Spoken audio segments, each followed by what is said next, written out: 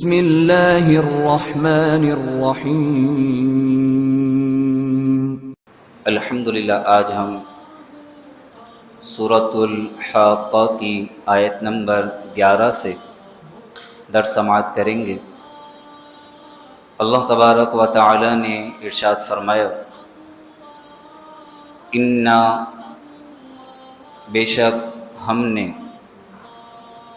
لما جب، طغى الماء پانی نے سر اٹھایا، حملناکم تمہیں سوار کیا، فی الجاریہ کشتی میں، بے شک جب پانی نے سر اٹھایا تھا تو ہم نے تمہیں کشتی میں سوار کیا۔ حضرت نوح علیہ السلام کا واقعہ ذکر کیا گیا، مختصر سے الفاظ میں پورا واقعہ بیان ہو گیا۔ یہ قرآن کا معجزہ ہے۔ نوح علیہ السلام اپنی قوم کو 950 سال سمجھاتے رہے۔ کتنا عرصہ؟ 950 سال۔ آپ نے ایک ایک فرد کو الگ الگ بھی سمجھایا، آپ نے پوری جماعت کو ایک ساتھ بھی سمجھایا، آپ نے دن میں بھی سمجھایا، آپ نے رات میں بھی سمجھایا۔ تبلیغ کا کوئی طریقہ بھی آپ نے نہیں چھوڑا کہ کسی طرح میری قوم مان جائے۔ لیکن اتنی طویل تبلیغ کے باوجود آپ پر بہت ہی کم لوگ ایمان لائے۔ بعض نے فرمایا ایمان لانے والوں کی تعداد 80 سے 90 کے درمیان تھی۔ 80 سے 90 کے درمیان آپ پر ایمان لائے، باقی ہزاروں کی جو تعداد تھی وہ سارے کے سارے کافر و مشرک رہے۔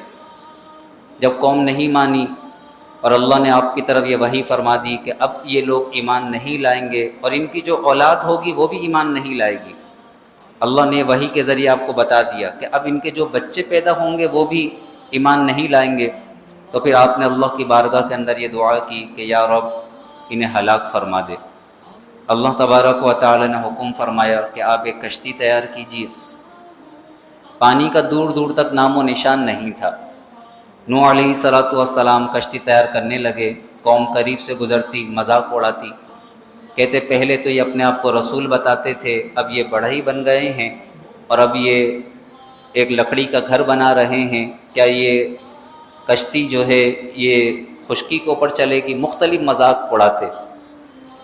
آخرکار اللہ تبارک و تعالی کی طرف سے آسمانوں کو حکم ہوا کہ اے آسمان تو پانی برسا، اور زمین کو حکم ہوا کہ تو اپنا پانی اگل دے۔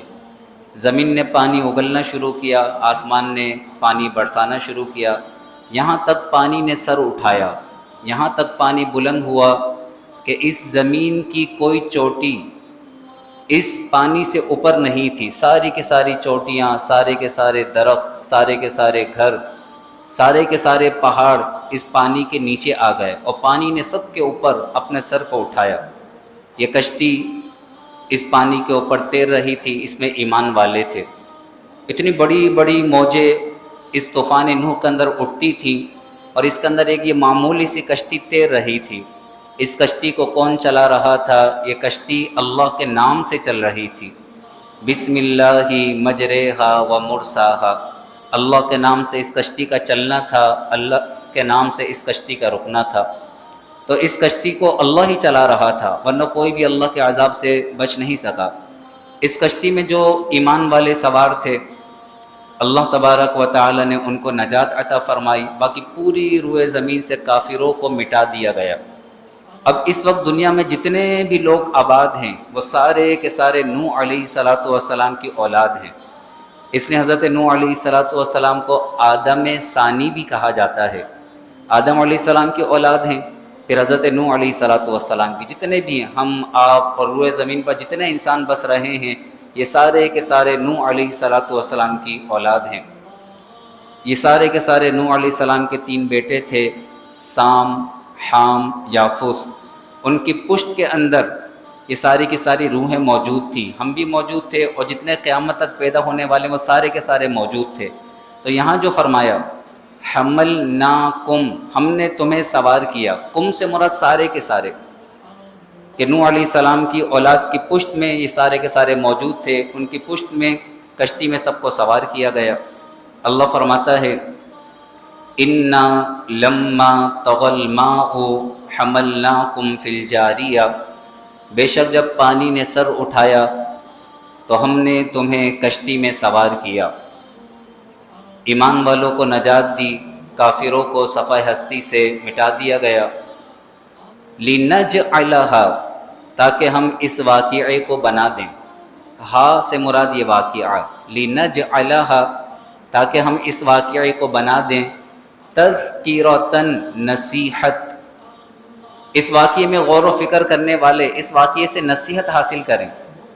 950 سال کافروں کو مہلت دی گئی، تو ابھی کسی کو 10 سال مہلت دی جاتی ہے، کسی کو 50 سال مہلت دی جاتی ہے، انسان یہ سمجھتا ہے کہ میری پکڑ نہیں ہوگی، لیکن اللہ تبارک و تعالی مہلت عطا فرماتا ہے کہ بندہ اللہ کی بارگاہ میں جھک جائے۔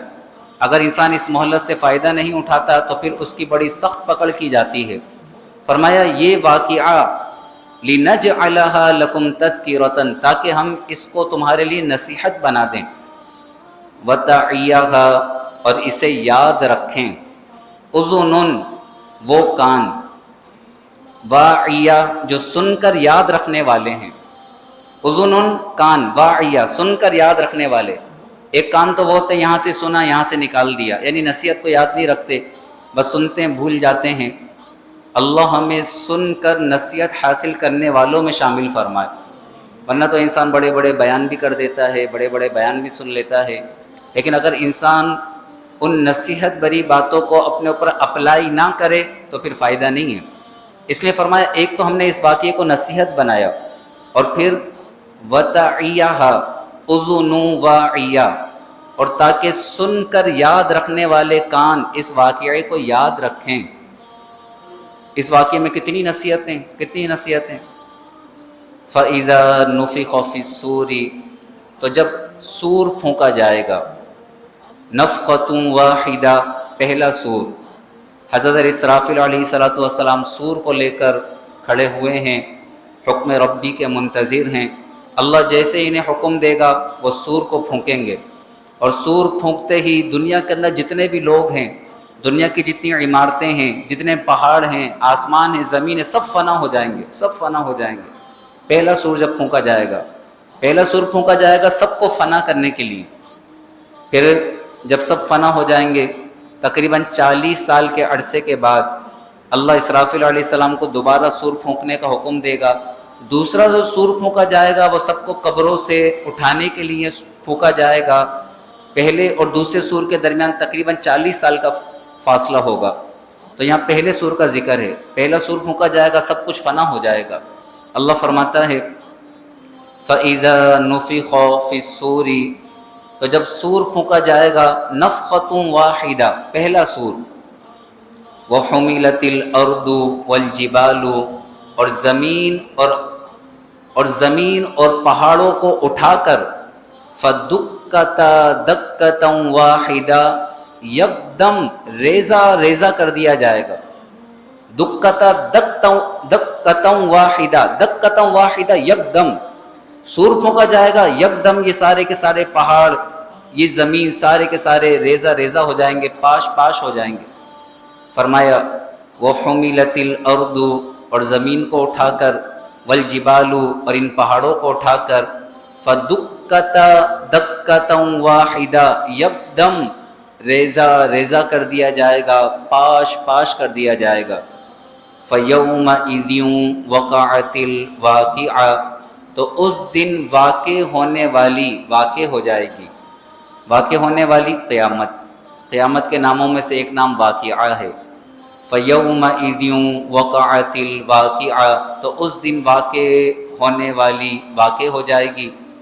قیامت میں جو لوگ متقی پرہیزگار ہوں گے، ماہ رمضان کے روزے دار ہوں گے، قرآن سے محبت کرنے والے ہوں گے، قرآن کی نشستوں میں بیٹھنے والے، قرآن پر عمل کرنے والے ہوں گے، ان کے لیے تو خوشخبری ہی خوشخبری ہوگی۔ وہ مہمان بنا کر رب کے دربار میں لے جائے جائیں گے، اللہ انہیں عرش کا سایہ عطا فرمائے گا۔ وہ دن ان کا دن ہوگا، وہ دن متقی پرہیزگار لوگوں کا دن ہوگا۔ فرشتے ان سے کہیں گے ھذا یومکم الذی کنتم توعدون، یہ ہے تمہارا وہ دن جس کا تم سے وعدہ کیا جاتا تھا۔ اللہ تبارک و تعالی ہمیں میدان محشر میں عزت عطا فرمائے، آسانیاں عطا فرمائے، اللہ تبارک و تعالی اپنے عرش کا سایہ نصیب فرمائے۔ اگلی آیت بڑی پیاری آیات ہیں، ان کے تحت انشاءاللہ جو عرش الہی اٹھانے والے فرشتے تسبیح کرتے ہیں وہ انشاءاللہ تسبیح کل بتائی جائے گی اور تسبیح کا ورد بھی کرایا جائے گا۔ بہت پیاری تسبیح ہے، بہت پیاری۔ آگے یہ ذکر کیا جا رہا ہے کہ کل بروز قیامت عرش الہی کو اٹھانے والے 8 فرشتے ہوں گے۔ ابھی 4 فرشتے ہیں، میدان محشر میں 8 فرشتے ہوں گے۔ ان سے کیا مراد ہے، وہ فرشتے کون سے ہیں، ان کی تسبیح کیا ہے، یہ انشاءاللہ کل سماعت کریں گے۔ تو کل کا درس بڑا اہم ہے، آپ ضرور کل تشریف لائیے گا، دعوت کو عام کیجیے گا، ضرور شرکت کیجیے گا۔ اللہ تبارک و تعالی مجھے بھی آپ کو بھی ہمیشہ نصیحتوں پر عمل کرنے کی توفیق عطا فرمائے۔ اللہ تبارک و تعالی ہمارے دل کو قرآن کے نور سے روشن و منور فرمائے۔ آمین وآخر دعوانا ان الحمد للہ رب العالمین وصلی اللہ تعالی علی خیر خلقہ ونور عرشہ سیدنا و مولانا محمد وعلی آلہ واصحابہ اجمعین۔ آمین برحمتک یا ارحم الراحمین۔